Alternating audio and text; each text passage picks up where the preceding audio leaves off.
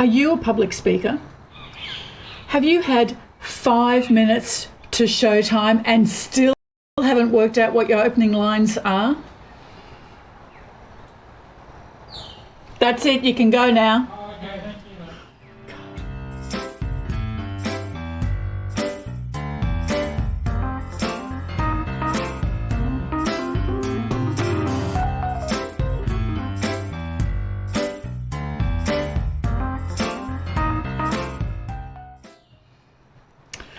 And I'll just point out that we've got this new technical difficulty. So Jeanette and I are not going to be able to ramble over each other's conversations because for some reason we're cutting each other out, which Robin Pullman will be really happy to know that we won't be finishing each other's sentences. It'll be hard though, won't it, Janet? It'll be much harder. I love to just ramble on over you together like, two crazy women. I don't know how we're going to manage, but we'll do our best. We will. Now, what is your first piece of random shit to share? I'm so excited to share my random shit. I must admit, I must have lots of random shit because it took a really long time to decide what I would like to share. But this is my first piece of random shit, and it feels terrible calling it that because it's something that's very, very close to my heart. This is an amazing painting done by a very beautiful friend of mine called Melissa J. McLeod, and she painted this especially for me after a bunch of us went away together on a weekend, a tribe escape we like to call it, and it really represents to me everything that my tribe and my friendships mean: supportive, encouraging, arms wrapped around each other. It means so much to me, and I live by this quote about behind every successful woman are other successful women who have her back. And every time I look at this, it reminds me of how important it is to stand up for other women in every single circumstance. I do believe that if women get together, they can rock the world. So this is my first piece of random beauty. Not shit. I'm with you on that. Random beautifulness is a completely allowable term. Good. And I wanted to show you, and then recently has done another one for me. The last one you saw was called Tribe. This one is called Lioness, and this was just recently, and she painted this especially representing the things that I about the ability to balance strength and grace, the ability to be courageous but be kind. I talk a lot about, as a leader, having grit and grace, to be brave with heart. So she painted this especially representing that for me. And the lioness is particularly close to my heart because I love that quote that says, "Find your inner lioness, find your inner roar, and never, ever, ever let it go." So I have a firm belief that in our heads sleeps this incredible lioness, and you have to wake her up every now and again and just have an incredible roar. So this one gives me strength, the other one gives me peace and comfort, and this one gives me strength and power. So they are two of my favourite paintings ever by the incredible Melissa J. McLeod. So my first pieces of beautifulness. That is absolutely gorgeous. I love the symbolism of that, but I love that we can take solace and comfort and courage from things that we look at, and particularly things that have been made. That's a very beautiful gift that you have. Incredible. It means even so much more because it touches my soul to think that that's how someone sees me. So it means that I'm living my truth. I think that means more than anything in the world to me. So I have that very close. Those two sit in my bedroom, right in front of my view. So when I wake up in the morning, I see them. That's such a gorgeous thing. Now, mine first piece of random shit is not nearly as elegant or poetic as yours, because I'm just a little bit further down the line of random shit now. So I think my poetry and beauty has gone a couple of weeks ago.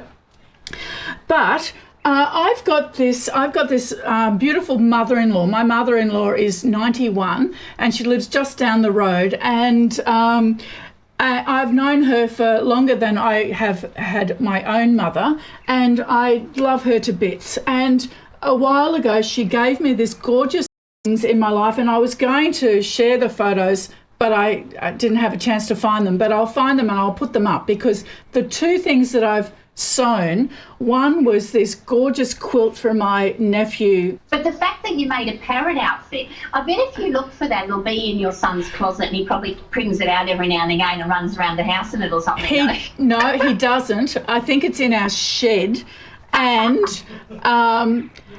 he didn't want to ever wear it. Like, I think he was frightened of it, and I had to cajole and really coerce him into putting the bloody thing on just so I could get a photo. It's the funniest thing. Really bad sewing skills? No. Yeah, it might have been. It might have been so uncomfortable that, oh my God, Mum, what are you forcing me to do? Okay, you can't sew. I'm not wearing a parrot costume. How embarrassing. Anyway, so, Janet, what's your second piece of randomness? Let's just say randomness. I go for a wander around my house for a second. Now, I have to look down because my puppy sits underneath my legs, and I have to make sure I don't stand on him, so I haven't stood on him, which is very helpful. Oh, how gorgeous. I have an obsession with candles. Absolute obsession. If I could have a house full of candles, I would. It'd probably smell terrible because they'd all be different smells. And my obsession started, I'm going to bring this up to you, with this beautiful, beautiful little, it's a house that I bought in Copenhagen. And inside this gorgeous little house, you put a little candle, and the candle shines through the little windows of the house. How beautiful. And I just think it's absolutely divine. And I have 3 of them. I don't know whether if I go around you can see them. So I've got the little one and the little one. You can't see them. I have 3 of them. And they started my obsession with candles. Now, to me, by a beautiful, beautiful friend who owns, that smells so good, who owns this thing. So look how big they are. That's magnificent. As big as, and she owns this amazing shop in Palmwoods called Resin Republic. But while we were in lockdown in COVID, an amazing lady who lives in Mullaney. I love local, live local, love, love, love. Oh, there goes the lid. It's crystal too. And she hand pulls these. She the colour of them and how I wanted them to smell, and they mean so much to me because not only are they local, but they represent great love, I think, which is very important at the end of the day. And then my last favourite candle is this for children who've experienced that, and in my weekly preview this week they're going to feature the incredible Annie Jones, who our entire board is based on her story and her experience, so make sure everybody has a read of that. So that's a sample of some of my candles. I have hundreds, but they all mean something to me, and when I burn them, and I try and burn them one at a time, when I burn them they mean so much to me because they all have little stories about them that make me think of people's kindness or people's pain, or travelling, or incredible local people who do beautiful things. Well, I'm loving the fact that you burn them. Yeah. Because it's one thing to have them, but it's another thing to let them go as well, isn't it? Do you know what it really is? And I worry about that. But, with these ones, the wonderful thing about them, you can see I've burnt this one over and over and over again, is you can put a little tea light in them and they keep on burning. So that's a good thing about being able to do those. But, yeah, I think if you burn and when you smell them, they help remind you of the story of where they came from or what they mean to you. And that story moves on, right? So then you get other candles and they mean things to you too. That's exactly right. And that made me sound crazy, random crazy shit. Yeah, and that's okay too, because you need a little bit of craziness in your life, and if it's not candles, then it could be incense or it could be succulent plants. Any of those things will contribute to your craziness. And we all like a little bit of crazy. It's a good thing. Yeah, I think we need it, to be honest with you. Now, my second piece of random shit is that when our oldest son Lewis was about 3, my mother-in-law, who I mentioned before and I adore her, she discovered that I had never told Lewis about Santa. I know. That was pretty much her response. She said, Robin, that's a terrible thing. How could you have not told him about Santa? And I said, well, I just have this really awkward relationship with Santa, and I don't know if I want to do that to him. So having said that, I then went on to create this whole world of fairies.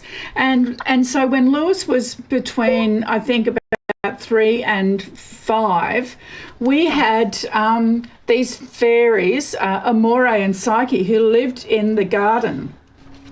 And they would write to him and he would write to them every day. So I don't think it was about not having magical, mythical creatures. It was Santa that I didn't like. I get it, and I love that. Tell me the name of the ones in the garden again. Amore and Psyche. All right. Oh, that's beautiful. Yeah, and so, but it was really hard work because he would, can we write to them today? And I go, yeah, okay. Okay, let's do that. So we'd have to write his version, and then I'd have to get him to bed. And we'd published a book, and I was doing the whole marketing and media and all of those things that you have to do when you self-publish, and it was a big life. And then I'd have to turn around and be imaginative and write in nice writing.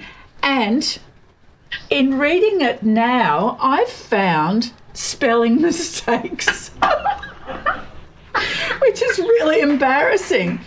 It's the thought that counts. Don't be worried about that. And fairies might not be able to spell. That makes sense. Well, and that's true. But Lewis, his superpower is grammar and editing and spelling. He's just an absolute master at it. And I wonder if at 4 years old he was picking up my spelling mistakes.